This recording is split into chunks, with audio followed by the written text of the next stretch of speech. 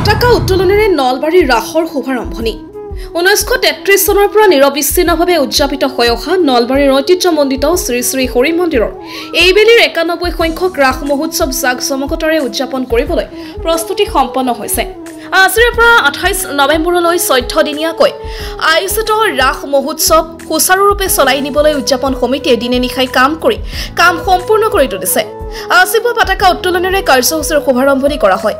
প্ৰথমে শ্ৰী শ্ৰী হৰি মন্দিৰৰ পতাকা উত্তোলন কৰে শ্ৰী শ্ৰী হৰি মন্দিৰ সমিতিৰ সভাপতি তথা মন্ত্ৰী জয়ন্ত মল্ল বৰুৱাই। ইয়াৰ পিছতে ৰাস মহোৎসৱৰ পতাকা উত্তোলন কৰে 91 সংখ্যক ৰাস মহোৎসৱ উদযাপন সমিতিৰ কাৰ্যকৰী সভাপতি মদন মালাকাৰে। ইয়াৰ লগে লগে ৰাস মহোৎসৱৰ 91খন পতাকা উত্তোলন কৰা হয়। পতাকা উত্তোলন কৰি ৰাস মহোৎসৱ উদযাপন সমিতিৰ সভাপতি তথা মন্ত্ৰী জয়ন্ত মল্ল বৰুৱাই কয়, নলবাৰীবাসীৰ প্ৰাণৰ উৎসৱ শ্ৰী শ্ৰী হৰি মন্দিৰৰ ৰাস মহোৎসৱে সমগ্ৰ দেশতে জিলাবাসীক উজ্বলাই তুলিছে। নলবাৰীৰ ৰাস মহোৎসৱ উপভোগ কৰিবলৈ দেশ বিদেশৰ পৰা পৰ্যটক আহি জিলাবাসীক গৌৰৱান্বিত কৰি তুলিছে। সেই হেতুকে এইবেলি ৰাস মহোৎসৱৰ কাৰ্যসূচী সুচাৰুৰূপে চলাই যোৱাত নলবাৰীবাসীৰ সম্পূৰ্ণ সহযোগিতা কামনা কৰে উদযাপন সমিতিৰ সভাপতিগৰাকীয়ে। ইয়াৰ পিছতে শ্বহীদ তৰ্পণ আৰু বন্তি প্ৰজ্বলন কাৰ্যসূচী ৰূপায়ণ কৰাৰ পিছত 91 সংখ্যক ৰাস মহোৎসৱ শীৰ্ষক গীত পৰিৱেশন কৰে শিল্পী সীমান্ত শেখৰে। অন্যহাতে সন্ধিয়া 5 বজাত চহৰখনৰ গৰ্ডন স্কুল খেলপথাৰৰ পৰা উলিয়াবলগীয়া বৰ্ণাঢ্য সাংস্কৃতিক শোভাযাত্ৰা উদ্বোধন কৰিব জিলা আয়ুক্ত বৰ্ণালী ডেকাই। সন্ধিয়া 6 বজাত ফিটা কাটি 91 সংখ্যক ৰাস মহোৎসৱ উদ্বোধন কৰিব ৰামায়ণ ধাৰাবাহিকৰ ৰামহিতা খ্যাত অৰুণ গভীৰ আৰু দীপিকা চেকলিয়াই।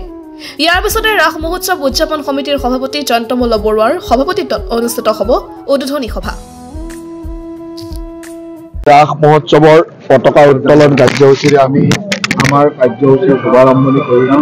13 দিনীয়া এই ৰাস মহোৎসৱৰ আজিৰ এই প্ৰথম কাৰ্যসূচীত নলবাৰীবাসীৰ যি উৎসাহ উদ্দীপনা দেখিছোঁ তাৰ কাৰণে সকলোকে ধন্যবাদ জ্ঞাপন কৰিছোঁ। আৰু বিগত প্ৰায় এমাহ ধৰি আমাৰ নলবাৰীবাসী অত্যন্ত উৎকণ্ঠাৰে নিজৰ সময় দি নিজৰ সকলো ব্যস্ততাৰ মাজতো নলবাৰী হৰি মন্দিৰত উপস্থিত হৈ ৰাস উৎসৱখিনি উদযাপন কৰাৰ কাৰণে কষ্ট কাৰ্যসূচীৰ শুভাৰম্ভণি ইতিমধ্যে ৰামায়ণত ৰাম অৰুণ গগৈ আৰু আহি গুৱাহাটীত উপস্থিত